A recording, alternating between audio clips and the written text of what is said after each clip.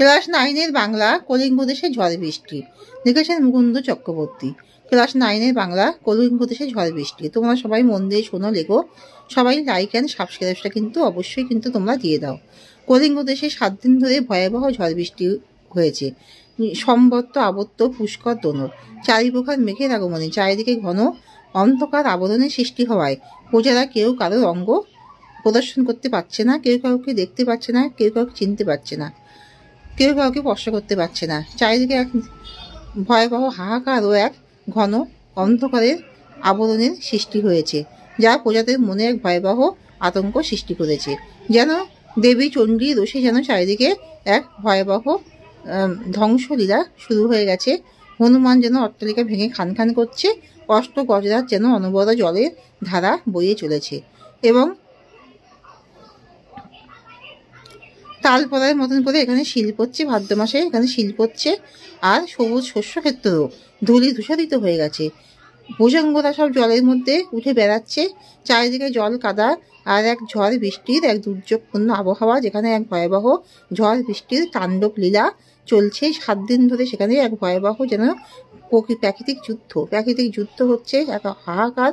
প্রজারা যেন ভয়ে সকলে পালিয়ে যাচ্ছে এবং সকলে ভয়েতেই জৈমিনীকে স্মরণ করছে। কারণ 7 দিন ধরে একে তো রবির কিরণ দেখা যায় না, তার মধ্যে সম্বত্ত আবদ্ধ পুষ্কর দোনো, চারিপ্রকার মেঘের আবরণে চারিদিকে ঘন অন্ধকার, বজ্রে বিদ্যুৎ এবং বিদ্যুৎ চমকাচ্ছে এবং চারিদিকে এক ভয়াবহ অন্ধকার, যেন এক প্রাকৃতিক দুর্যোগের ধ্বংসলীলা, যেন সব কিছু কলিঙ্গ দেশকে যেন পুরো ছাড়খাড় করে দিচ্ছে। আর রবির কিরণ তো পৌঁছাচ্ছে না মেঘের আবরণ ভেদ করে, এবং এই দুর্যোগপূর্ণ আবহাওয়া ঘন ঘন বজ্র বিদ্যুৎ বিজলির ছটা এবং ঘন ঘন সেখানে ও প্রাকৃতিক দুর্যোগের শিকার হয়ে কলিঙ্গ দেশবাসী সেখানে এক ভয়াবহ আতঙ্কে তারা যেন যেখানে পাচ্ছে পলায়ন করতে ব্যস্ত। বজ্র বিদ্যুৎ এবং ঝড় বৃষ্টি এক ভয়াবহ পরিস্থিতির সৃষ্টি করেছে। এক নাগারে 7 দিন বৃষ্টি এবং ঝড়ের তাণ্ডব লীলা চলছে, সেই সাথে বজ্র বিদ্যুৎ। প্রজারা খুবই ভয়ে আতঙ্কিত এবং তারা জৈমিনীকে স্মরণ করছে, কারণ তাদের মতো জৈমিনী একজন প্রাচীন ঋষি, যিনি এই বজ্রপাতকে বন্ধ করে দিতে পারে। তাই জন্য তারা জৈমিনীকে স্মরণ করছে। ভুজঙ্গরা সকালে ভুজঙ্গ মানে সাপেরা জলের উপরে ভেসে বেড়াচ্ছে। সবুজ শস্যক্ষেত্র চারিদিকে ধূলি দূষিত হয়ে গেছে। চারিদিকে জল কাদার একটা পরিস্থিতির সৃষ্টি হয়েছে।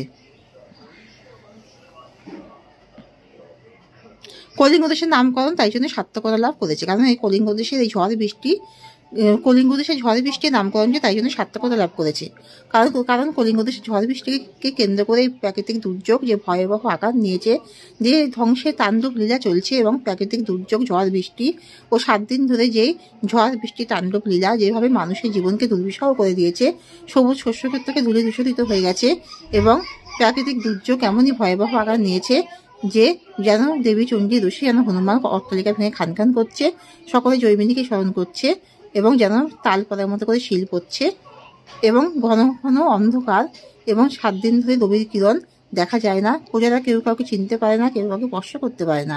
চারিদিকে জলের এক অবিরাম যেন জলময় পরিস্থিতি, যেন হনুমান অট্টালিকা ভেঙে খান খান করছে, অষ্ট গজরাজ যেন চারিদিকে যেন জল ঢালছে। এরকম এক ভয়াবহ দুর্যোগ পরিস্থিতির জন্য কলিঙ্গ দেশের নামকরণ এখানে সার্থকতা লাভ করেছে।